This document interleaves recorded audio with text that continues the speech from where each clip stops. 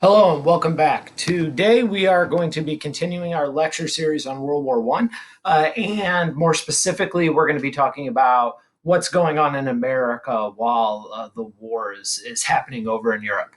The war started in 1914, and it's going to be 2 years before America decides to jump in on the side of Great Britain and France, and for the Allies or the Triple Entente. Uh, so why does it take that long? Excuse me. Why does it take that long for America to get involved? Well, there's lots of different reasons. One of the reasons is we just have a very long history of the Monroe Doctrine. I mean, even before the Monroe Doctrine was the Monroe Doctrine, President Washington really just put a lot of attention to the fact that we should stay out of Europe and European affairs. Um, his farewell address mentioned staying out of Europe. Europe has a long history of fighting each other and wars and stuff that we as a baby nation didn't need to get involved with. The Monroe Doctrine then expanded upon that and said, look, Europe, stay out of the Western Hemisphere and we'll stay out of your business. And so we have this tradition of not wanting to get involved in European politics and European conflict. There are other things too that are going to, impact America's ambivalence towards this war that eventually we're going to overcome. But there's things like distance. Why get involved with a conflict when we're 3,000 miles away from it? There's also the division within America. We are a nation of immigrants, and so we have our first generation immigrants are from Great Britain and France. And so, the people that have been in America the longest, less than Native Americans, right? But of American citizens that have been here the longest are from England and France.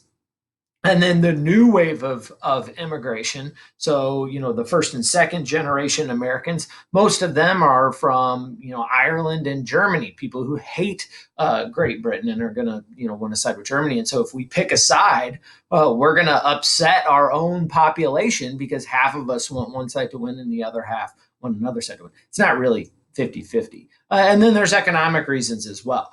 We trade with both sides, but we pay about twice as much trade with Great Britain. So it is kind of lopsided. And that's going to kind of be the decisive factor, among other things. Trade and then, democracy, I think, are going to be the two things that will push us towards war with Germany. So, Woodrow Wilson is president. Wilson really kind of wants to be a domestic policy president. He wants to focus on progressive era, kind of domestic policy. So, he wants to be focusing on, how to help make American society better. With a little caveat there, his race relation ideas are awful. Kind of Southern Democrat, belief system. Believer in social Darwinism and grouping people by their race. Their defining factor is their race, and then which ultimately always ends up with racial hierarchies and very gross stuff. But for the most part, wants to be focusing on domestic issues, not foreign policy and dealing with the war. And so, for the longest time, he's going to be advocating that we stay out of it. He kind of sees himself as a peace broker and keeping America out of the war. And so, very famously, he's going to tell people it's essential that Americans remain neutral in thought as well as action. And what he's talking about is, look, you can't just say you're neutral. You have to believe it because we're sitting on a powder keg in the United States. If you're out in public, talking about or expressing your ideas about how you favor Great Britain over Germany or Germany over Great Britain, your neighbor is probably has the opposite opinion of you, and this it has the potential to tear the American people apart and pit neighbor versus neighbor. And so he says we really have to believe in neutrality, and Wilson will believe in neutrality at least initially. Eventually, he's going to recognize that we can't remain neutral. We do too much trade with Great Britain, and when it looks like Germany's winning this war, that democracy might be erased from Europe. I think there's a lot of emphasis put on the economics of this, and it's definitely important, right? I mean, we need our economy to grow, we need our people to have jobs, and that's definitely important. But there's also the idea that if democracies are falling all around the world, what does that mean for American democracy and American freedom? And so, eventually, even though he's talking about neutrality, kind of in the background, he has these concerns and is really kind of starting to believe that maybe American involvement is inevitable. He's going to hide that from the American people, though, because he doesn't believe the American people are ready to hear that message. So, Americans are torn between two competing groups in Europe. We've got more 32 million immigrants in the U.S. that are first or second generation. These are mostly, like I said before, German and Irish immigrants. The Irish have been, the Irish have been treated horribly by Great Britain for, hundreds of years, and so they hate Great Britain. The Germans clearly have, strong ties to Germany and want Germans to win. Most of these people, by the way, the first and second generation immigrants, they're closely tied to their, home nations of Germany and Ireland, because grandma still lives there. Their aunts and uncles still live there. They're still like writing the messages every day and corresponding with these people. And so, they have people with skin in the game. Your older immigrants, your British and French, immigrants that came over, generations ago, they don't have that connection to the homeland. They're going to have a different connection. And that connection is going to be the English language, the religion and democracy and beliefs in freedom that Germany doesn't have. They have a Kaiser, and so it's not. It is not a democratic state. So they have these 32 million immigrants have very close ties. Their parents might still be living in Germany, and so they definitely don't want to see Germany fall because that could mean devastating things for their family, right? The old line Americans, those original immigrants, they tended to come from England and France, the Allied nations, and so they're going to support the Allies. Now, like I said before, they don't have as strong of family connections to the Allies, but there is this underpinning belief that the British are just more like us. They're more like us in the ways, and not the racial ways that the social Darwinists believe in, and that is spreading all across the world, but in the ways that are really matter on an individual level, right? The thing that makes you are your thoughts, your beliefs, right? Your actions. And these old line Americans have that connection to the British because they believe in the concept of democracy and freedom. These kind of overarching philosophies that transcend, race and ethnicity and nationality. And so those ties are especially deep here. And so there's going to be a strong amount of support to support the democratic free nations. So Americans are, they're divided. And so because of that, we kind of feel like we need to stay out because half of us, and it's not half, more of us support the Allies than the Germans, but it's close enough that that it could cause a problem. So we want to stay out of it for that reason. We also want to stay out of it because, holy crap, this war is violent. When you've got the Battle of the Somme where 50,000 people, just British people died in a day. I mean, we're looking at that and we're thinking, man, do we want to get involved in that hot mess?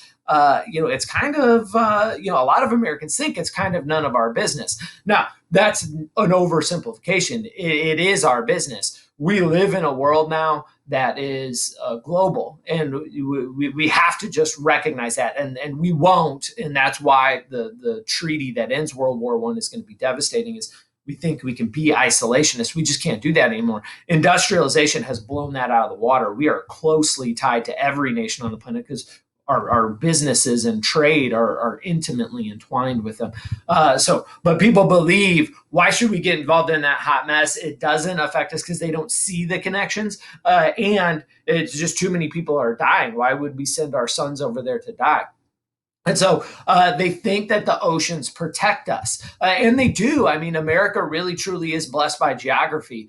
We have the Atlantic Ocean and the Pacific Ocean that make it really hard for nations to invade us or attack us, right? I mean, the Revolutionary War, the War of 1812, the British really tried it. They had a vastly superior military, but the logistics were so expensive and so difficult to attack us that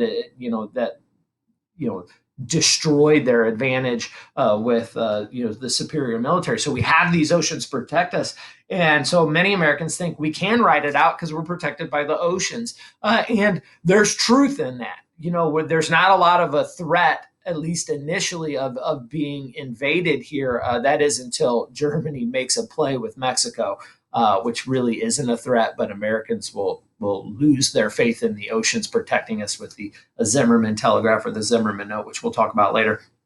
But we believe we can stay out of it because the oceans protect us.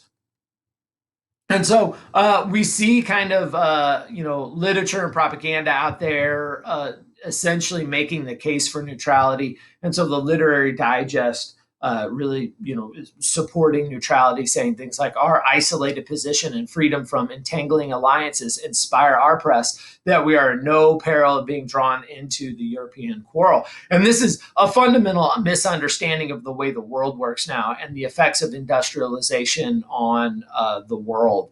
We produce more than we can buy.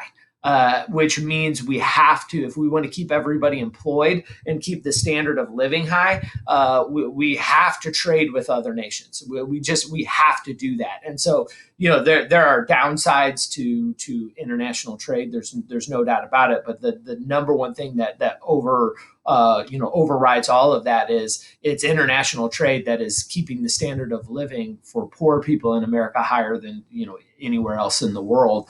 And so, if you don't have this international trade, the people that suffer the most are just your average everyday worker, because we to keep them employed and making money, we have to sell all this stuff that we just make too much of to just sell to ourselves. And so the Literary Digest is wrong. We don't have legal alliances with these nations. That is correct. We do have an ocean protecting us. That is correct.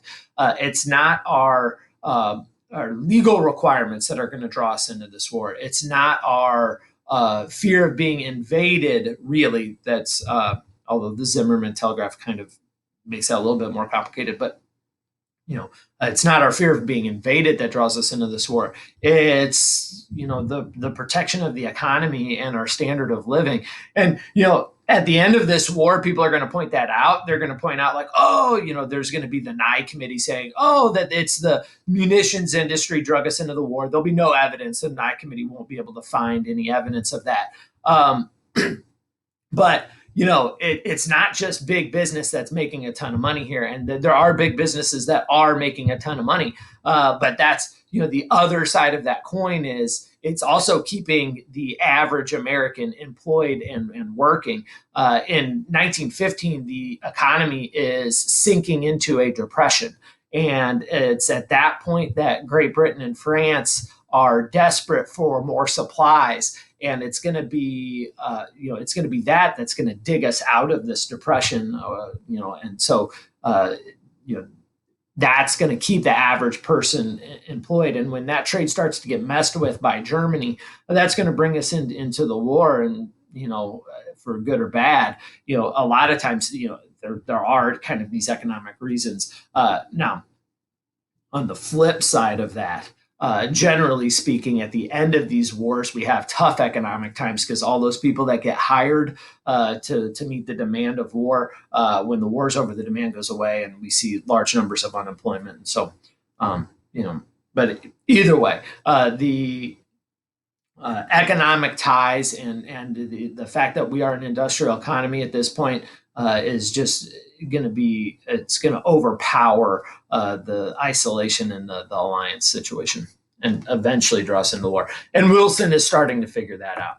So it's like I said before, in 1915, we're slipping into a depression, but we are going to end up, being able to stay out of a depression because Great Britain and France are buying so much stuff. But then Great Britain and France run out of money.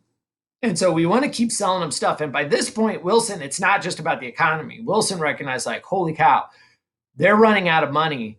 They might lose. And if they lose, there goes democracy in Europe and there goes freedom for millions of people around the world. And so, he says, well, we'll just loan you the money. And so, we'll loan you we'll loan you these goods and you can pay us back when the war's over. There's a catch there, though, right? They're fighting a war. We're loaning them, millions of dollars and sometimes goods that they can pay back when the war's over. Getting paid back is contingent upon what? If you said winning the war, you'd be right. And so all of a sudden now, are we really neutral? If we're giving loans to Great Britain and France, and we gave some to Germany, but it's totally, the balance here is totally in favor of Great Britain. By 1915, we've given $500 million worth of loans to Great Britain and France. If they lose, we don't get that money back. And so, are we really neutral now? We want them to win because of democracy, but also, we want that money back. And so it's going to be William Jennings Bryan that points that out, that, like, hey, look, we're not behaving as if we're neutral. And this is going to be one of the factors that is going to draw us into the war. So America is demanding at this point freedom of the seas. We are trading with Great Britain, France, and Germany, but Germany to a lesser extent. The British blockade of Germany has been very good. Germany was just buying less stuff from us anyway because their own industrial capacity, they didn't need as much. And so the Germans are going to really start to understand that America loaning money and goods to Great Britain is going to keep them in the fight. They can't win as long as we're supplying Great Britain goods. And so they're blockading those goods and eventually we'll be sinking our ships. And America doesn't like that. Don't mess with our trade. We're neutral. Don't sink our ships. Don't kill our citizens. Don't mess with that.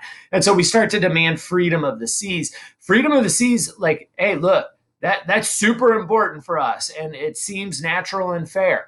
But can Germany win the war as long as there is, in fact, freedom of the seas? And so, this policy of freedom of the seas is going to be, if the freedom of the seas actually exists, Germany will lose this war, and they know it. And so this is another thing that's going to put America at odds with Germany.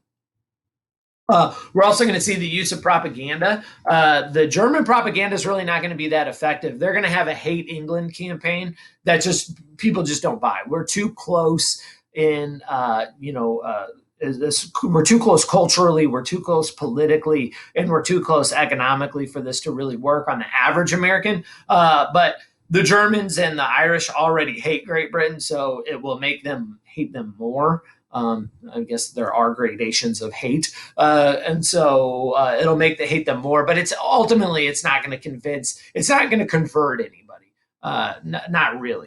But the Allied propaganda is going to portray the Germans as these, like, brutish apes or Huns, as violent, as having started the war, which is technically true, right? I mean, they did invade first, and so, but everybody declared war on each other. That's a gross oversimplification to say the Germans started this war. This war was going to happen whether they started or not. Germany just knew that and attacked first, which is good strategy.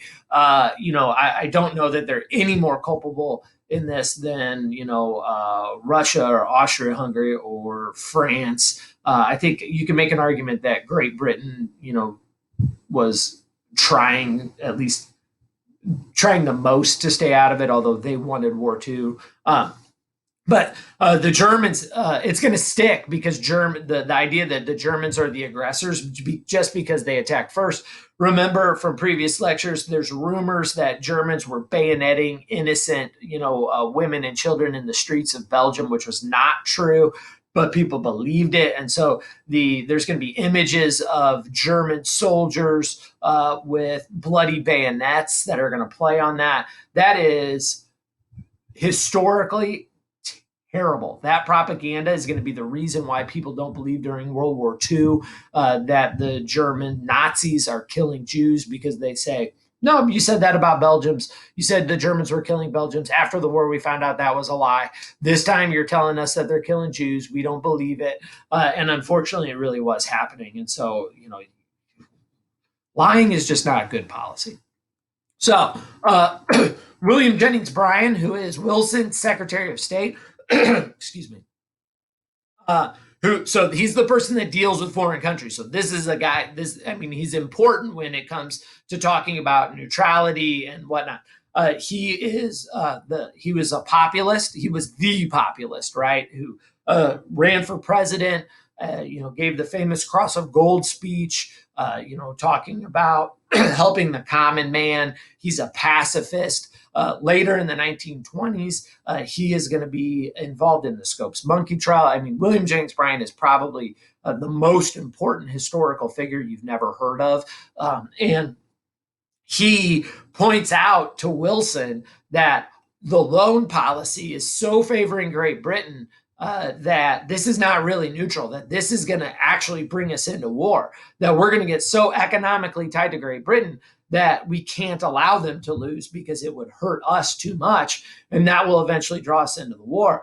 By this point, Wilson understands that, and Wilson is still talking in public and is saying, we're going to remain neutral. We're going to remain neutral. But slowly behind the scenes, he's doing things to prepare us for war because he's recognizing that it's inevitable. Because of this, William Jennings Bryan will resign. He's a pacifist. He doesn't believe in violence. And so he will resign.